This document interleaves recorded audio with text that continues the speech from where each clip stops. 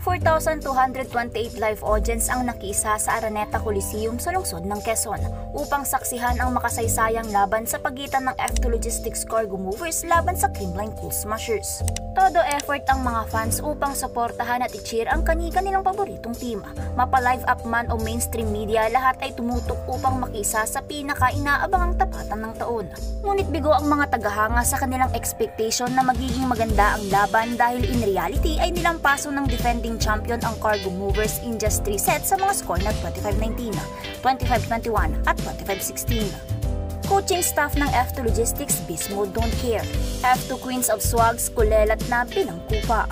Kyle Negrito, sinapian ni Gia de Guzman. Creamline newest power trio, Gapontot, sinira ang mga plano ng F2 Logistics. At tapatang Gemma Galanza at Ivy Lacsina, sino nga ba ang nangibabaw?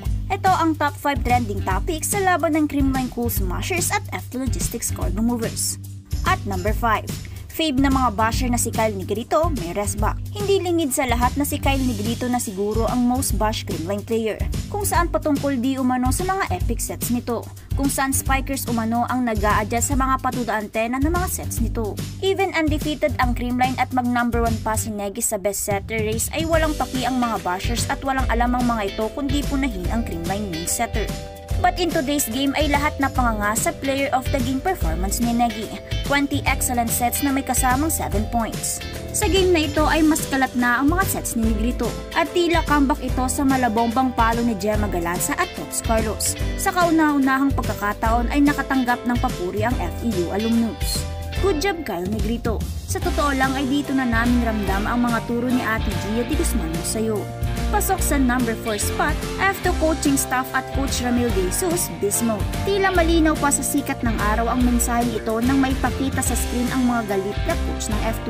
Sa senaryo nga na ito ay hindi mapigilan ni Assistant Coach Orculio na maglabas ng emosyon habang nakikita ang pagtambak ng Creamline sa F2.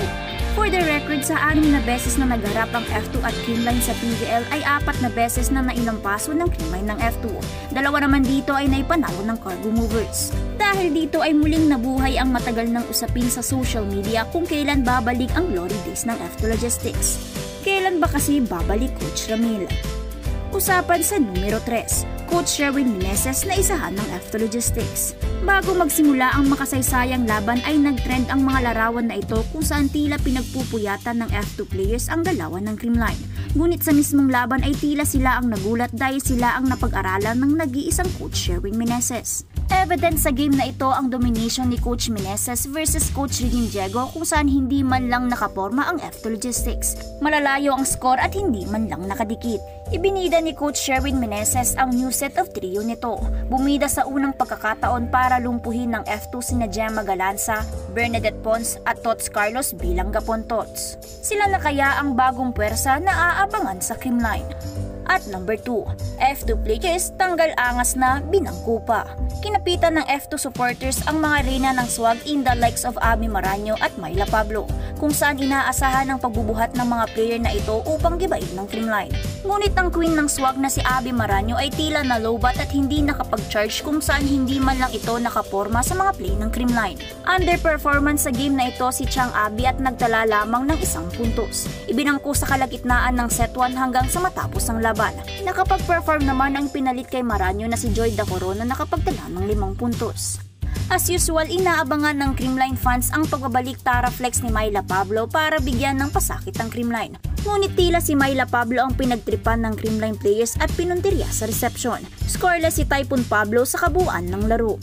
Sa ating numero 1, Ivy Lacsina na sindak kay Gemma Galanza. Tila nasindak at hindi nakaporma ang 6'1" opposite spiker na si Ivy Lacsina matapos magpakawala ng malalakas na palo si 5'7" open spiker Gemma Galanza. Takot na takot at walang sagot si Ivy Lacsina sa malabomba ng mga palo ni Gemma Galanza. Nagmistulang tagapunas na lang ng sahig si Ivy Lacsina. Nagpaulan si Lacsina ng attack error dahilan para tuluyan itong mawala sa laro at tuluyan ng ibangko hanggang matapos ang laban. Nagtala si Ibiang ng 3 puntos malayo sa 16 points average nito. Sa kabilang banda naman ay nakakahanga ang performance ni Gemma Galanza na nagtala ng 11 points. Coming from 11 attacks, 11 bomba na siyang pinaka nagbigay pinsala laban sa Cargo Movers. Hindi nga nabantayan ng F2 defender si Galanza na animoy isang ibon na matayog ang lipad. Hampas kung hampas ang nag-iisang darna ng PVL. Nag-trend naman sa social media ang senaryong to kung saan nagbibigay si Gemma Galanza ng instruction sa kanyang teammate. Mapapansin ang vocal at leader na Gemma Galanza, kung saan sa panahon ng walang Alyssa Valdez, Michelle Gumabaw at Gia de Guzman ay may isang Gemma Galanza na handang tumayo at mamuno para sa Creamline. Congrats Gemma Galanza! Congrats Creamline Cool Smashers, still undefeated! Salamat sa pagtutok mga ka-Spike. Sana nag-enjoy ka at sana di ko nasayang oras mo. Kaya don't forget to like and subscribe. Salamat sa suporta.